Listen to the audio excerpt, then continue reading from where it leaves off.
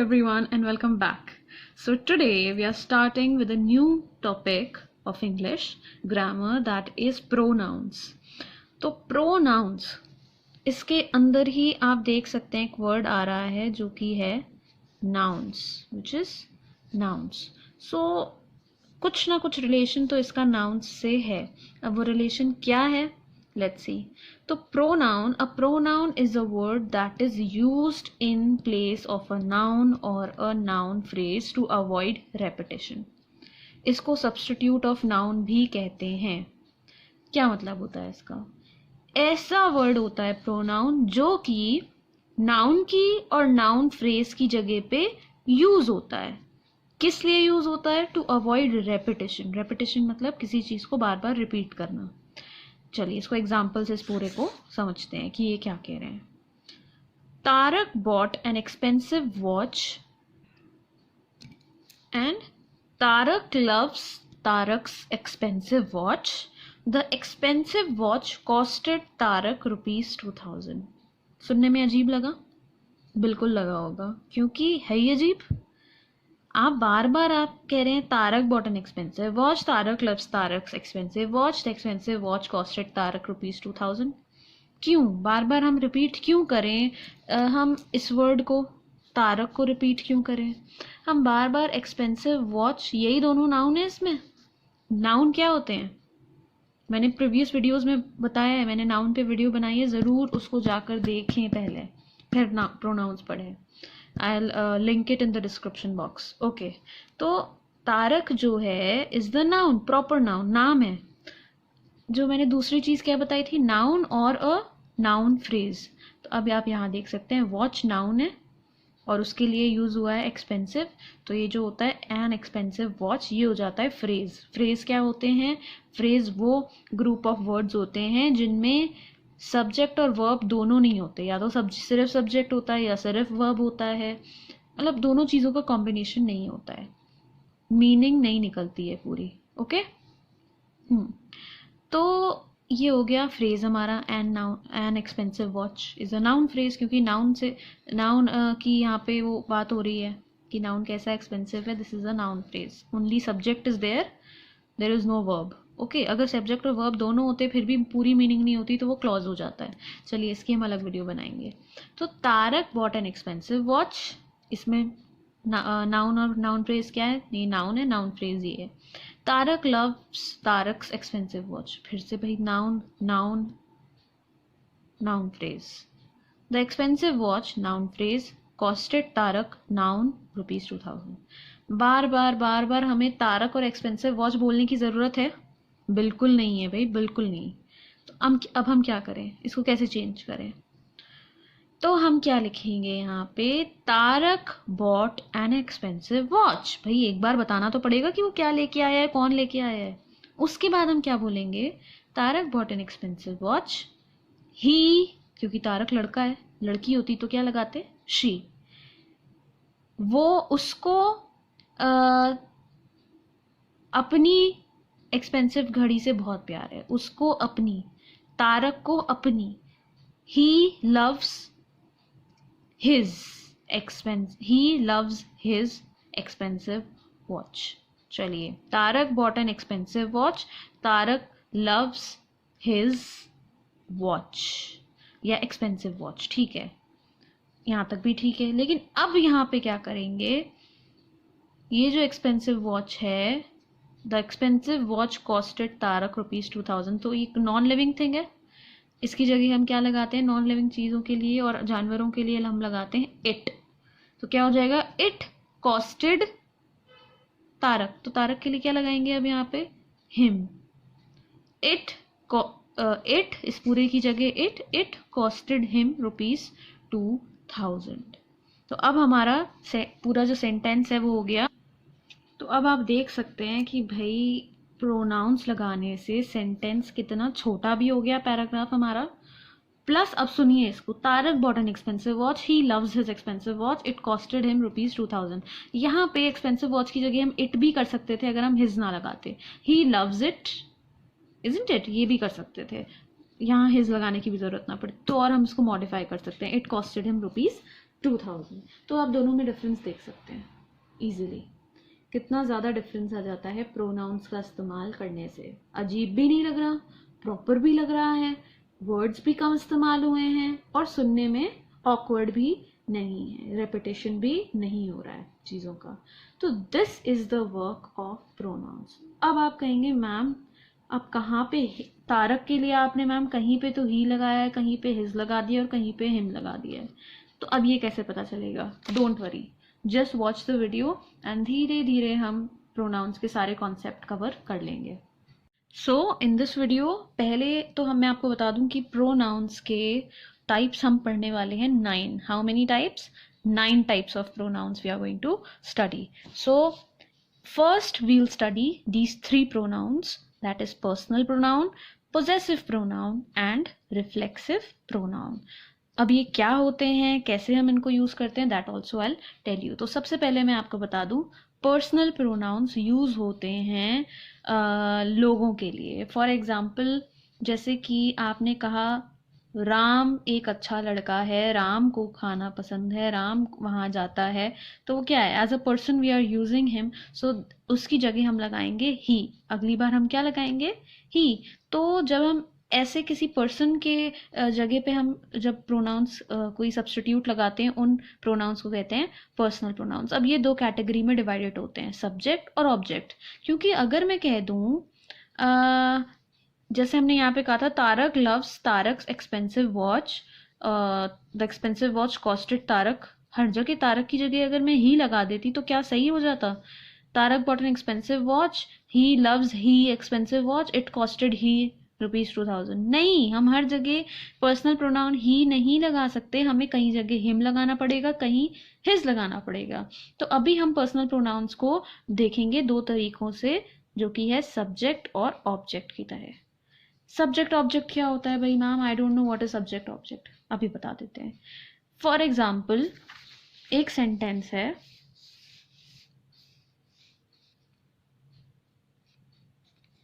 Ramesh is playing with his toys। और यहाँ पे हम दोबारा जगह रिपीट करेंगे तो हम इसकी जगह क्या लगाएंगे? ही। क्या लगाएंगे? रमेश की जगह ही लगाएंगे। तो हम यहाँ पे बात किसकी कर रहे हैं? Ramesh is playing with his toys में हम बात किसकी कर रहे हैं? रमेश की या उसके टॉयज की? रमेश टॉयज। अगर हम इज नहीं लगाते तो यहाँ हो जाता रमेश के। रमेश खेल रहा है रमेश के टॉयज से, जो कि ऑब्वियसली बहुत अजीब लगता, तो हम लिखते हैं Ramesh is playing with his toys. तो यहाँ पे हम किसकी बात कर रहे हैं? कौन खेल रहा है? We are talking about Ramesh, तो जिसके बारे में भी हम बात कर रहे होते हैं, सो सब्जेक्ट हो जाता है। वो क्या होता है? सब्जेक्ट क्या होता है? The thing. यहाँ पे मैं टोटली थिंग लिख रही हूँ, चाहे वो पर्सन हो चाहे प्लेस हो, जिसके बारे में भी बात कर रहे हैं। The thing we are talking about. So here we are talking about Ramesh. So Ramesh is the subject. इसीलिए हमने रमेश के लिए क्या यूज करा? ही। हिम नहीं यूज करा क्योंकि वो सब्जेक्ट था। लेकिन अब जब हम कह रहे हैं अगर हम Ramesh is playing with his toys, अब यहाँ पे क्या हो जाता है? रमेश के टॉयज। तो रमेश के किसी भी चीज का पोजेशन, ओनरशिप, ओनरशिप मीन्स ये मेरा है, ये तुम्हारा है, ये उसका है, वो हम पढ़ेंगे पोजेसिव में, वो अलग सिनेरियो है। अच्छा, अगर हम अभी देखते हैं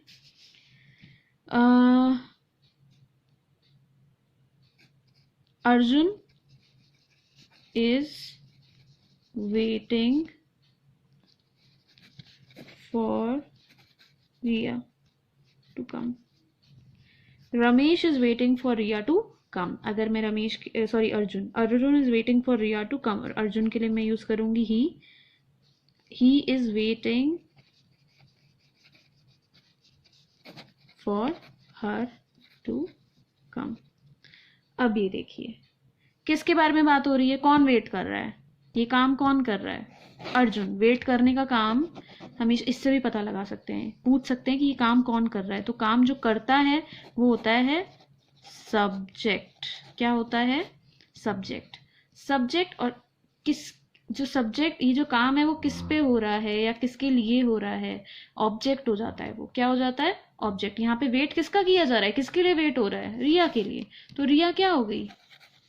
ऑब्जेक्ट। सो यहाँ पे ऑब्जेक्ट हो गई। तो ऑब्जेक्ट के लिए लड़की है, ऑब्जेक्ट फीमेल है, तो ऑब्जेक्ट के लिए, लड़की के लिए हम क्या यूज करते हैं? हर यूज करते हैं। इसलिए हमने यहाँ पे, तो ये मैं अभी पहले आपको सिर्फ समझा रही थी कि सब्जेक्ट और ऑब्जेक्ट क्या होता है। सब्जेक्ट जो काम करने वाला है, ऑब्जेक्ट जो काम रिसीव कर रहा है, एक्शन रिसीव कर रहा है, वेट करना रिसीव कर रहा है। ठीक है। तो सब्जेक्ट क्या होता है? जिसके बारे में बात हो रही है। या फिर दूसरा तरीका है कि काम कौन कर रहा है, एक्शन, क्योंकि भाई सेंटेंस विदाउट वर्ब इनकम्प्लीट है, कोई सेंटेंस नहीं होता जिसमें वर्ब ना हो। तो वर्ब जो है, एक्शन जो है, वो कौन कर रहा है? वो सब्जेक्ट। एक्शन किसके लिए या किसके ऊपर हो रहा है? वो ऑब्जेक्ट। फॉर एग्जाम्पल, चलिए अब आ जाते हैं एग्जाम्पल्स पे। He was waiting for me. यहाँ पे मैं कह सकती थी Rajesh was waiting for Harshita, क्योंकि माई नेम इज हर्षिता। सो अजीब लग रहा था ऑब्वियसली। तो हम यहाँ क्या कर देंगे, क्योंकि यहाँ वेट कौन कर रहा है? सब्जेक्ट हो गया। वेट किसके लिए हो रहा है? ये ऑब्जेक्ट हो गई। सब्जेक्ट में लड़का है तो लड़के के लिए क्या यूज करते हैं? ही। ऑब्जेक्ट में लड़की है तो लड़की के लिए, सॉरी लड़की क्या, यहाँ पे तो मैं अपनी बात कर रही हूँ ना। सब्जेक्ट मैं हूँ, मैं, I. He is waiting for Harshita, Harshita is me. तो मैं, मेरे लिए वेट कर रहा है, मैं यहाँ पे ऑब्जेक्ट हूँ। तो मैं यहाँ पे ऑब्जेक्ट अगर नहीं होती, अगर मैं वेट कर रही होती तो क्या हो जाता? I was waiting for him. लड़का ऑब्जेक्ट बन जाता।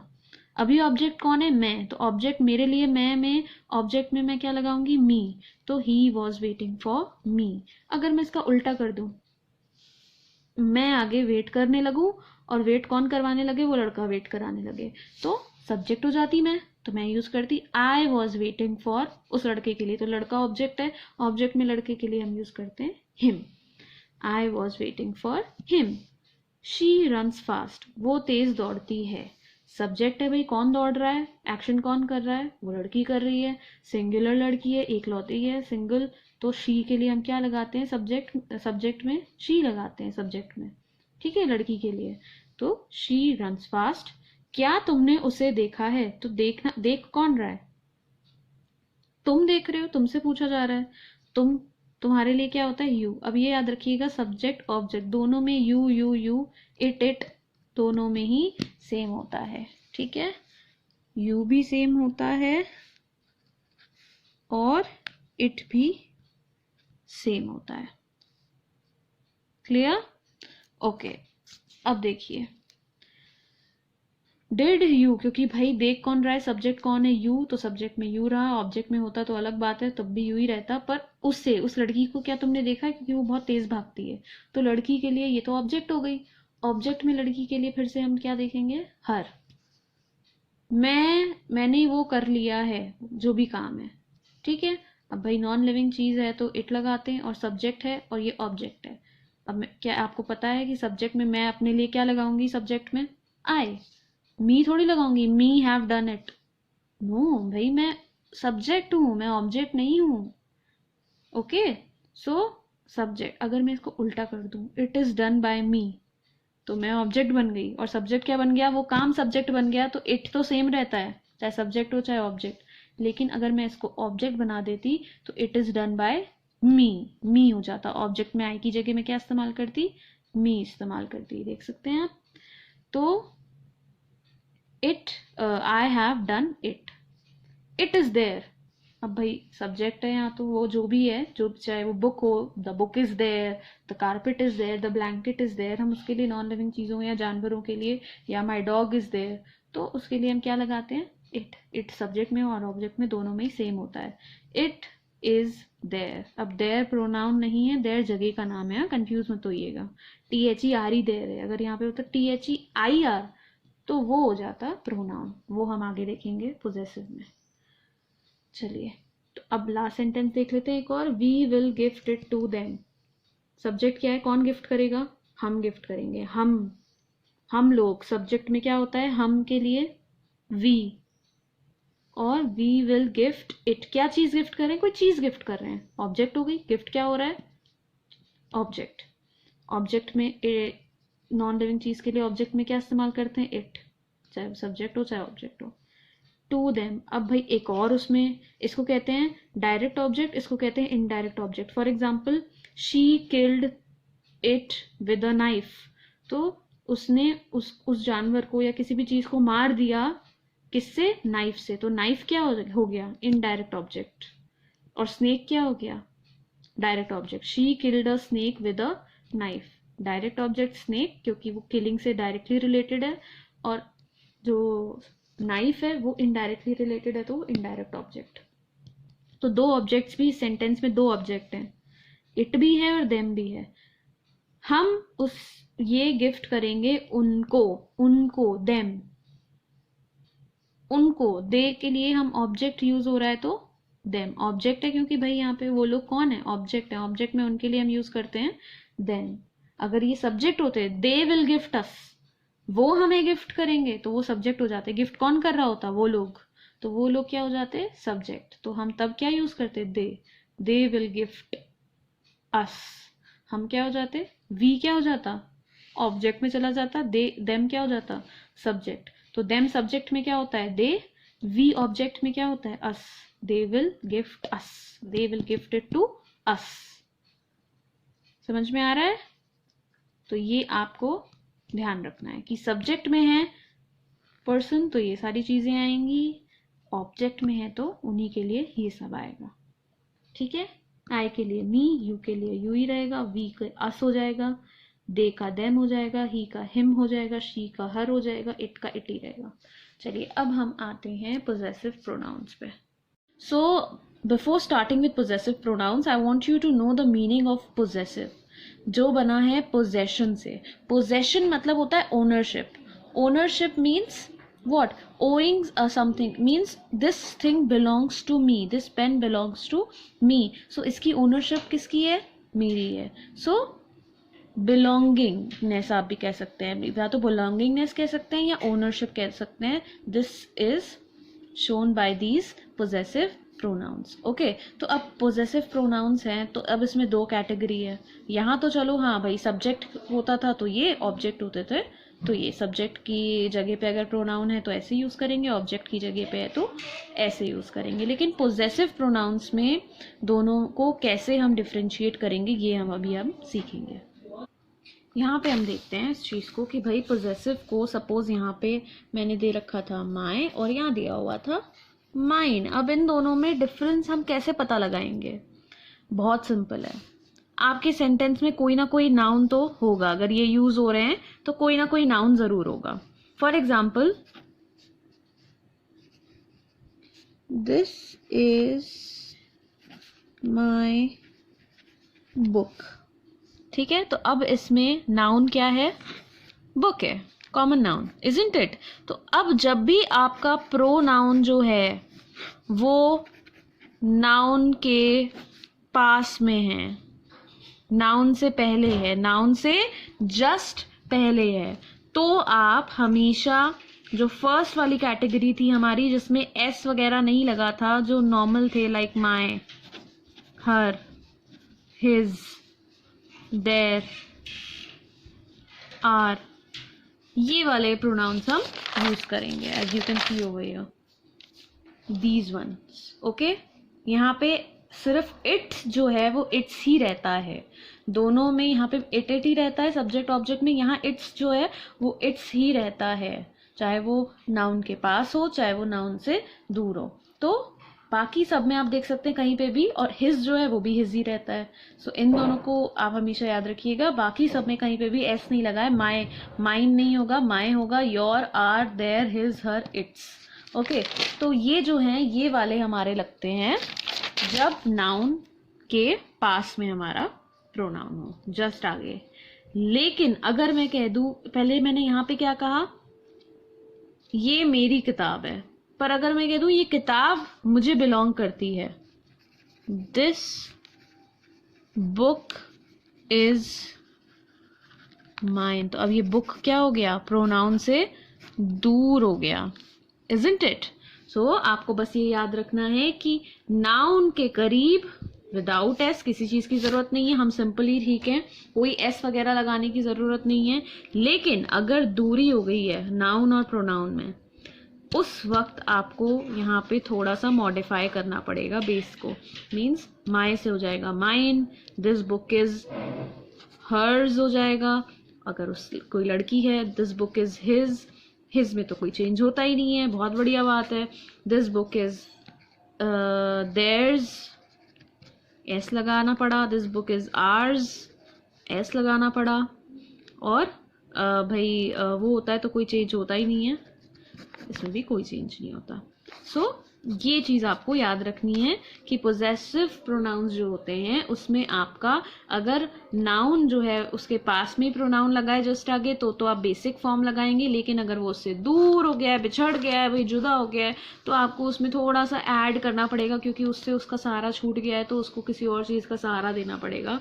तो या तो आपको एस लगाना पड़ेगा या उसको मॉडिफाई करना पड़ेगा। ये मैं सिर्फ आपको एक ट्रिक समझा रही हूँ कि हाँ आपके दिमाग में वो चीज बैठ जाए कि कौन सा पता चला आपने यहाँ पे पास में था, मैम ने कहा था हाँ पास में ये लगाना है, तो आपने लगा दिया माइन माइन माइन और सब कुछ ऐसा कर दिया और उधर वो कर दिया। इसलिए ट्रिक याद रखिए, जब नाउन पास में है, मुझे कुछ नहीं चाहिए, कोई एस वेस की जरूरत नहीं है, इस रो वाले में जो वो बेसिक फॉर्म्स हैं वो इस्तेमाल करने हैं। और भाई अगर अलग अलग हो गया है तो मुझे मॉडिफाई होना पड़ेगा, मुझे ऐसा ये वाले लगेंगे according to whatever your subject is. मतलब लड़की है तो इसके लिए, लड़का है तो ये, बहुत सारे लोग हैं तो वो, उन लोगों में आप भी आते हैं, तो आर्स हमारा है और इट्स तो इट्स ही रहता है। So this. अब बारी आती है समझने की रिफ्लेक्सिव प्रोनाउंस। अब भाई रिफ्लेक्सिव क्या होता है, ये कैसा वर्ड है रिफ्लेक्सिव? आपको बिल्कुल भी इस चीज की परेशानी नहीं लेनी है। रिफ्लेक्सिव में एफ आ रहा है, उसमें आपको ये बस मैं ट्रिक बता रही हूँ, वरना तो आपको थोड़ा दिमाग लगाना पड़ेगा एक बार को। अदरवाइज एफ आ रहा है तो आप समझ लीजिए जितने भी एफ वाले वर्ड्स है, self, myself, yourself, ourselves, वो लगा। आपका जो सब्जेक्ट है वो सिंगुलर है, सिंगुलर है तो आपको कोई VES की ज़रूरत नहीं है इसमें, नो VES। लेकिन अगर प्लूरल है तो आपको VES लगाना पड़ेगा, अदरवाइज आपको ये नहीं लगाना है VES। तो आप F में ही काफ़ी हैं। समझ में आ रहा है? चलिए इसको और समझाते हैं आपको। तो यहाँ पे देखिए भाई, हमारा सब्जेक्ट है सिंगुलर, हमें कहना है मैंने अपना काम, जहाँ पे भी आ जाए आपने खुद किया है, मैंने ये खुद किया है, तुमने ये अपने आप किया है, उसने खुद किया है, अपने आप करना, वहाँ पे हम लगाते हैं ये सेल्फ वाले वर्ड। जैसे कि ये काम मैंने अपने आप किया है, I have done this work myself। I था तो उसके लिए हमने क्या लगाया, myself। तो दे के लिए हम पोजेसिव में हम रिफ्लेक्सिव में दे के लिए लगाते हैं उन्होंने अपना काम खुद किया है। तो देम सिंगुलर है प्लूरल है?